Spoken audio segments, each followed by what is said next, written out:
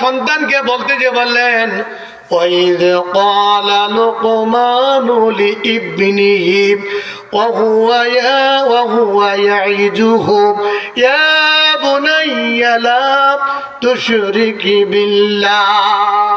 ও আমার বেটা, ও আমার ছেলে, ও আমার সন্তান, ও আমার কলিজার টুকরা, নয়নের বোতল, আমি পিতা হিসাবে তোমাকে বলতেছি, খবরদার কোন অবস্থায় যেন আল্লাহ তাআলার সাথে শিরিক করবে না। জেনে রাখো যে আল্লাহর সাথে শিরিক করে এই লোকটাই হলো সবচেয়ে বড় জালিম। এগুলো লোকমান হাকিমের নিজের কথা, তিনি কথা বন্ধ করেন নাই, এখনো কথা বলবেন, এখনো তার অনেক কথা বলার বাকি আছে। এর ভিতরে লোকমান হাকিমের এই কথাটা বলার সাথে সাথে রব্বুল আলামিন লোকমান হাকিমের কথাটা থামিয়ে দিয়ে রব্বুল আলামিন পরের আয়াতেই আল্লাহ রব্বুল আলামিন বললেন, ওয়াসাইনাল ইনসানা বিওয়ালিদাইহি। আমি রব্বুল আলামিন পৃথিবীর সমস্ত মানুষকে নির্দেশ দিচ্ছি, সমস্ত মানুষের ফয়সালা দিচ্ছি, তারা যেন তাদের পিতা মাতার সাথে ভালো ব্যবহার করে। জোরে বলুন আল্লাহু আকবার। লোকমান হাকিম তিনি তার সন্তানকে সর্বপ্রথম আল্লাহ তাআলার সাথে পরিচয় করিয়ে দিলেন, বললেন, বেটারে খবরদার আল্লাহর সাথে শিরিক করবে না। আল্লাহর সাথে পরিচয় করালেন। লোকমান হাকিম তিনি তার সন্তানকে রাজনীতি, অর্থনীতি, সমাজনীতি, রাষ্ট্রবিজ্ঞান, পৃথিবীর বাঘ, ভাল্লুক, হাতি, ঘোড়া কোনো সাথে পরিচয় করালেন না।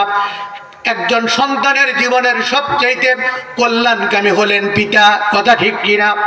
এই জন্য পিতা সর্বপ্রথম তার সন্তানকে আল্লাহর সাথে যখন পরিচয় করিয়ে দিলেন, রব্বুল আলামিন বড় খুশি হয়ে গেলেন। খুশি রব্বুল আলামিন যেন আরো স্বাধীন থেকে বললেন, ও লোকমান, তুমি যখন তোমার সন্তানকে আমার সাথে পরিচয় করিয়ে দিয়েছ, আমি রব্বুল আলামিন খুশি হয়ে গেছি। এখন আমার দায়িত্ব হলো তোমার সন্তানকে তোমার সাথে পরিচয় করিয়ে দেওয়া। আল্লাহু আকবার। আল্লাহ বললেন, খবরদার কোন সন্তান যেন পিতা মাতার সাথে কখনো দুর্ব্যবহার করবে না। ভাইরা আমার, রব্বুল আলামিন সূরা বাকারার ভিতরে বলেন, কাইফা তাকফুরুনা বিল্লাহি ওয়া কুনতুম আমওয়াতান ফাআহইয়াকুম সুম্মা ইউমীতুকুম সুম্মা ইউহয়ীকুম সুম্মা ইলাইহি তুরজাউন। রব্বুল আলামিন বলেন, ও পৃথিবীর মানুষ, তোমরা কেমনে করে আমি রব্বুল আলামিন আমার সাথে নাফরমানি করো, অথচ তুমি ছিলে মৃত। আমি রব্বুল আলামিন তোমাকে জীবিত করেছি, আবার এই জীবিত থেকে মৃত দান করব, এই মৃত্যু থেকে আবার তোমাকে জীবিত করা হবে, এবং একদিন আমি রব্বুল আলামিন আমার কাছে ফিরে আসতে হবে। এই আয়াতের ভিতরে রব্বুল আলামিন স্পষ্ট করে বললেন, মানুষ পৃথিবীতে আসার আগে সবাই মৃত্যু ছিল। সবাই কি ছিল?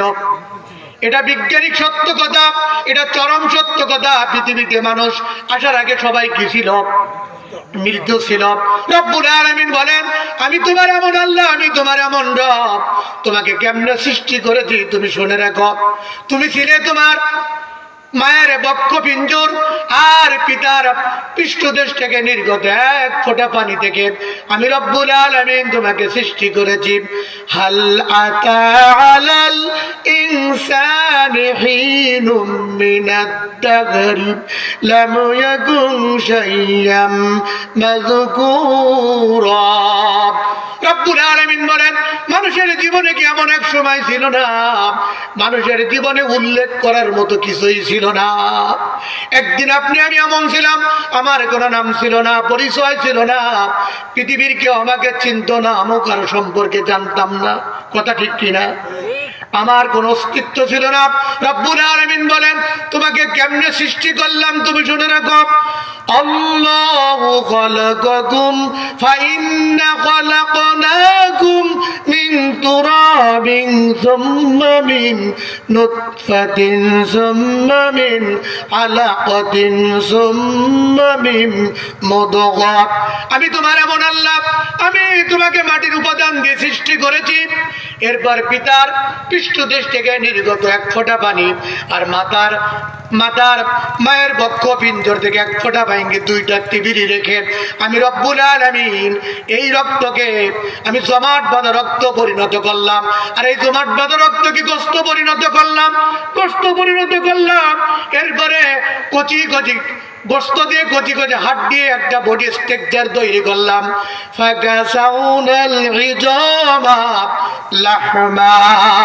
এরপর গোস্ত দিয়ে চামড়া দিয়ে সুন্দর করে ছাউনি দিয়ে মায়ের পেটের ভিতরে এমন একটি জায়গায় তোমাকে রেখে দিলাম, ফি করারিম মাকিন, এমন একটি জায়গায় তোমাকে রাখলাম পৃথিবীর কোনো রোগ জীবাণু, পৃথিবীর কোনো জার্ম সেখানে প্রবেশ করতে পারে না।